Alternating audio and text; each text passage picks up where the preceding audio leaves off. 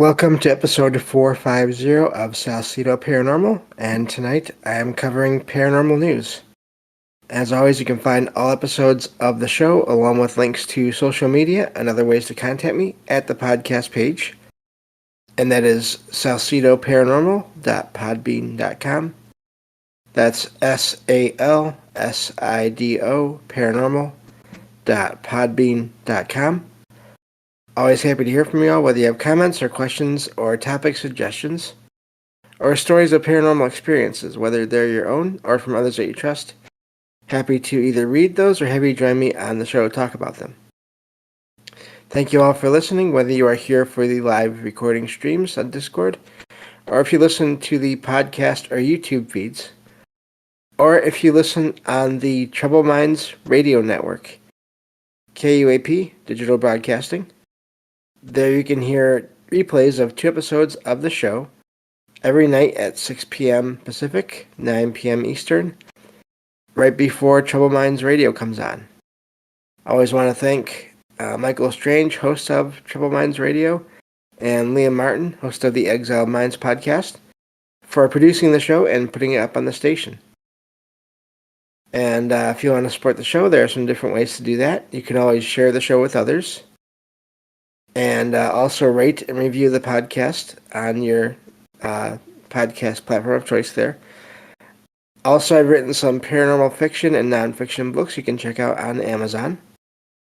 And I have a Patreon page as well. You can support through there. I have 4 different membership tiers. And signing up for any of those tiers will get you 1 extra True Paranormal Stories from the Web show every month, starting in August, so in a few days here. It should be coming out on the 3rd, so I believe Thursday. And I'll be putting out one of those there every month. And we'll see about more other shows in the future. So also, if you just want to make a one-time donation, there are a couple different ways to do that. PayPal and Venmo. All those links are in every episode description, along with the podcast page and Discord.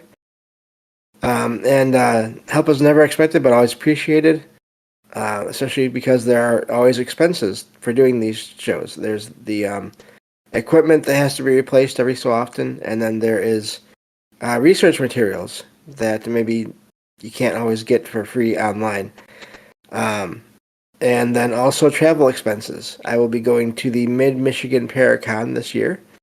That's at the Soaring Eagle Casino and Resort in Mount Pleasant, November 4th and 5th. And it's a Saturday and Sunday. I'll be staying overnight on that Saturday.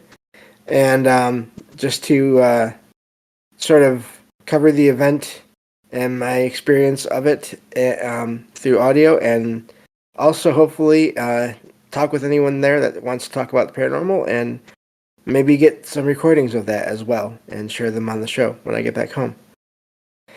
So, and of course the link to that event is on every episode description as well. So, I think that covers everything.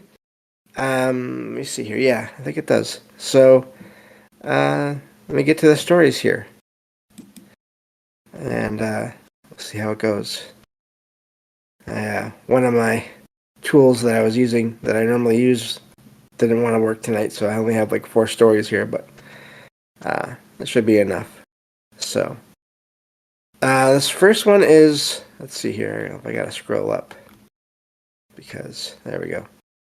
Now these first couple are leftover stories from last week, so we'll cover those first.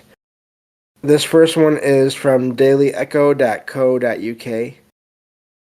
And title reads, Is this gym and former smallpox hospital haunted? Of course, right there in the title you have hospital. I wonder now, too, with, I just thought about this. Gyms are sort of these places where many people come and go. Sort of similar to stores or hotels or any number of places like that. So I wonder if maybe that's a whole other type of location that could have paranormal activity, especially if it's has a history as the building has a history of being other things before that, especially in the medical realm. So there's this paranormal investigator, first name Tony, is also a personal trainer by day, has been investigating the paranormal, according to the summary here, for about 15 years. And so he recently investigated this. Apparently, it's a town name. I was thinking it was like a company name, but I'm not even sure how you say it. It looks almost like Gosport, Gosport. Maybe it's Gosport. I'm not sure. And it's known for paranormal activity at this gym that was once this hospital. So let's see here. The hospital is located near a place called Monk's Walk, which is a wooded area, which is also said to have many sightings of apparitions there. There's now apparently there were previous visitors that were at the location who must have also heard about this, who had left their Ouija board behind. That might not be the best thing to do.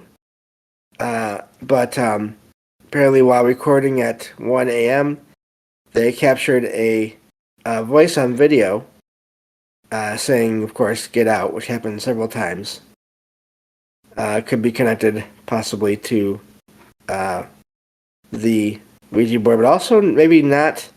You have to think in these places that maybe were hospitals, if there are people there, whether it's a time anomaly where they're hearing people from a different time, or if it is spirits that are just still there for whatever reason, those people might not want anyone else there. And maybe that the investigators or people that are there today are, without even realizing it, sort of bothering those either spirits or people from that other time. And it might not just be automatically an evil thing, like you also often hear about in Hollywood movies and things like that. So the voices were captured on video, even though the group was completely alone in the building at the time. So it does sound like a lot of voices, sightings in other areas, another area near the building. So sounds like it's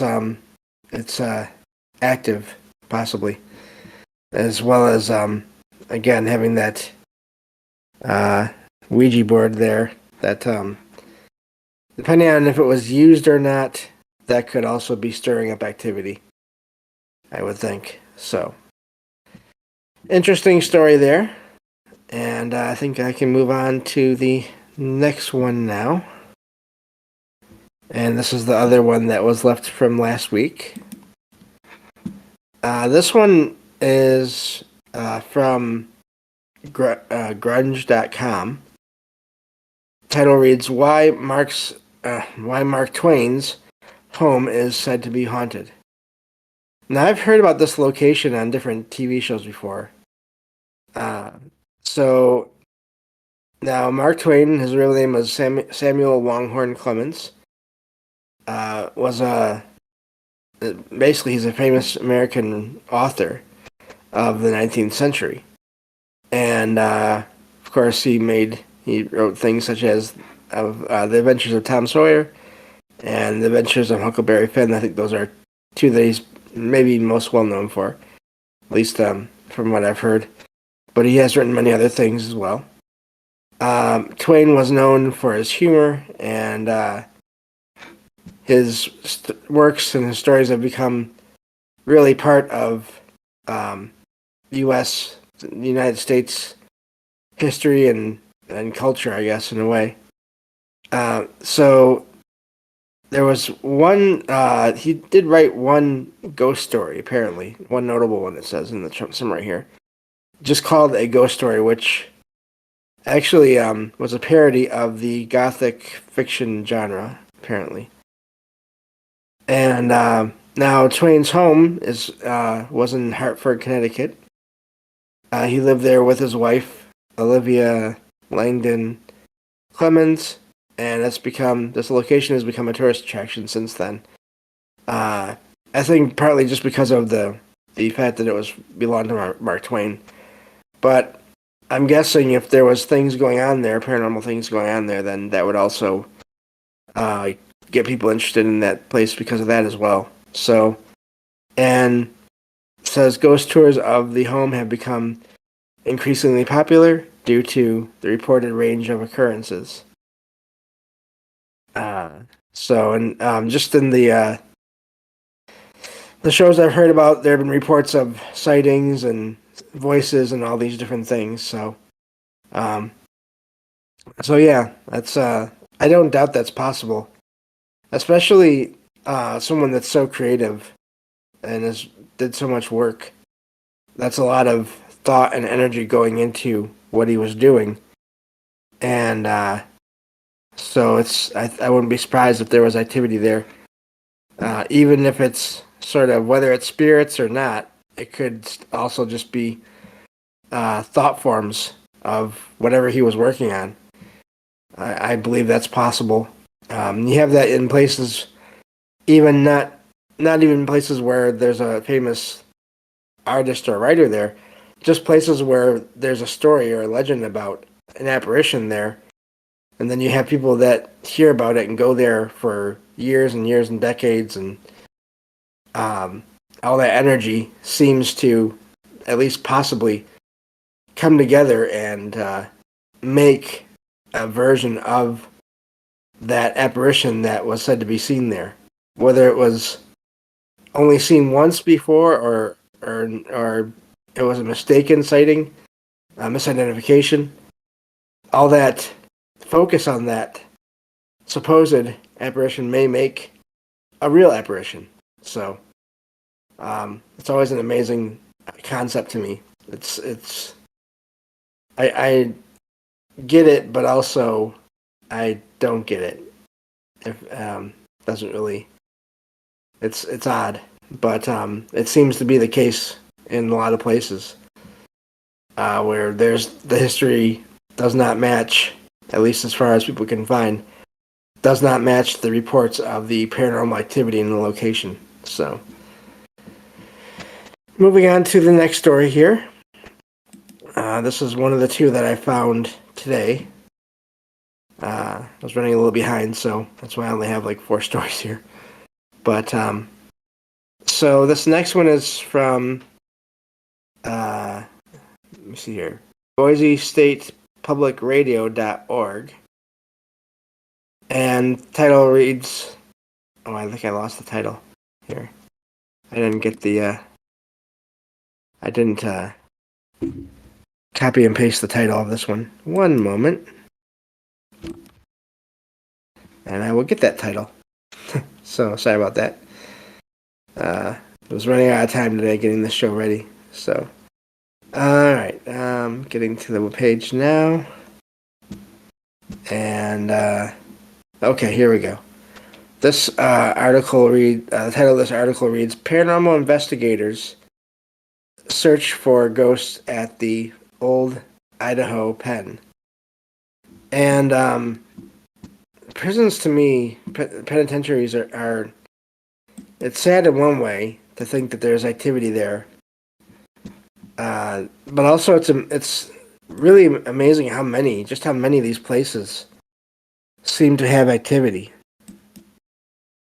And I don't know if it's because of all the sort of negative emotions and all that energy that builds up there, or if people really do, once they pass there or near there, if they stick around because of their beliefs, or I don't know. It just does seem like prisons. I mean, we've all heard of Alcatraz. That place is also said to be haunted. But anyway, let me see. Let me get back to the article here. Or the summary of the article here. Okay. Sorry about that. There we go. So this is there's this group that's called Big River Paranormal that will be investigating the old Idaho Penitentiary to explore reported paranormal activities. This may have already happened, not sure, but either way, I was looking at these articles. This former prison has been known for cold spots, disembodied voices, and other events such as lights turning on and off and gates opening and closing on their own. That's always amazing because those things obviously are meant. They're not normally going to be lightweight or easy to just open or close with wind or, I mean, unless it's a hurricane going or tornado going through the place. But anyway, so this investigation, it's going to be like a public investigation, so people can go with them, and so this is so yeah, they talk about that there's this event happening here. The location is known for activities such as that's already repeating. Objects moving also on their own, and so yeah, it sounds like an active place. But yeah, these kinds of places, these prisons and jails, so many of them pop up. I don't always cover them in these shows because sometimes these articles get into really dark stories about what happened there, and I don't like to sort of dwell on that. But these places where these prisons and jails seem to have activity in them so often. I could probably do a whole show on that topic or more. Same with just like hotels or hospitals. Probably could do many shows on that one type of location. And it doesn't seem to matter whether it's a small jail that has like 4 rooms and only a couple of cells, or it's a giant building that is made to house dozens or hundreds of people. There seems to be activity in a lot of locations. So so yeah, just another thing to think about there, and I think I'll move on to the next story here. This one is it's from, let's see here, the PortugalNews.com, and the title reads, "Do you believe in ghosts?" Now I like this one because it talks about some places in Portugal that are thought to be haunted, and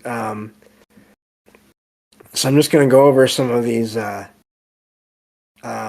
Actually, apparently, it covers other places around the world, and but let me see here. Let me get to some of these places. This first one, I'll just say here. Let me see here. Looking for the. Okay, so it doesn't say exactly where these places are at, but anyway, so it's in the article that just covers some places, mentions that people are sort of divided on whether or not they believe in the paranormal, at least according to the writer, and so it says that when the writer asks people about this, some say if they believe in the paranormal, some will say yes, and then talk about some experience that they've had happen to them, and or to someone they know, and others will, of course, say no way, and there are no such things. And it's really amazing how many people you can find. If you don't mind just asking the question to people, how many people have stories of experiences of their own, or people that they trust that they can't explain what they're hearing from the other person, but they trust the person and they're pretty sure that the other person isn't just making it up. So goes over common responses to paranormal activity such as shivering, and so it does mention Mary King's Close in Edinburgh once, where the writer went to, and there was apparently there are many streets there. Let me see here. Apparently there was once a network of streets running through the city there underground, but they were abandoned when there was new construction made above, and so these underground areas are apparently full of paranormal activity. And the writer mentions the darkness that may enhance or lead to being frightened, which I can understand in a way. And then the imagination start sort of making things up, which I understand, but also that's not always the case. But let's see here. So yeah, just a neat article there. Talks about these a few different places. I'm guessing they're in Portugal here. This next couple anyway. Next one is a Sanatorio de Vilongo. Not sure if I'm saying that right. Apparently, it's an abandoned sanitarium built in the 20th century, and so it's how it used built it to house TB patients, tuberculosis, I believe. And hundreds of people who passed away there are said to still haunt the place today. Of course, you hear that in a lot of similar buildings. Even though it's known for being creepy, the place is now, wow, that's odd. It's the place allows for paintball matches, fights or whatever games, to happen at the location. That's odd. I've never heard of that before, but I mean that could, wow. Imagine all that energy from the past, and then you have all this energy from people playing this game, but still trying not to. I don't know. That's odd. But next one here is Castanino. I'm not sure. But anyway, I'm not even going to try to say the rest of these names. Apparently, it's a building here. It's been on sale several times, and it's said that a lot of people that think they want to buy the place change their minds after visiting. So there's paranormal activity reported there. And let's see here. So yeah, it goes over more other places as well, including a spa, a resort, and let me see. It was designed around natural spring waters. There you go. So you have water, moving water energy, and of course, it being a spa and place for healing. And but then years later, oh boy, high levels of radium were discovered at the location. So it was closed down, and people, locals in the area, think that the place is possibly haunted now by the spirits of people that may have passed away there due to that contamination, that radium contamination. So, but anyway, there's other places here they mention. The catacombs of Paris. That is one place I would excuse me, be tempted to visit someday if I could. But just an interesting look into some places according to someone that is in a different part of the world. And and then the last section here, they talk about do you believe in ghosts? The belief in ghosts is a huge controversy, which is sad in a way to me. But yeah, so I think that covers that. Basically, they talk about different kinds of evidence and where it's enough for some people but not enough for others. But I think that covers everything there. So I think that's where I'll leave it. And actually, that's right on time. So yeah, I'll be doing an extra episode if you're listening live on the stream tonight in Discord. So be back in a few minutes for that. But for the rest of y'all listening to recordings, I will talk to you all on the next episode of Salcedo Paranormal. Take care.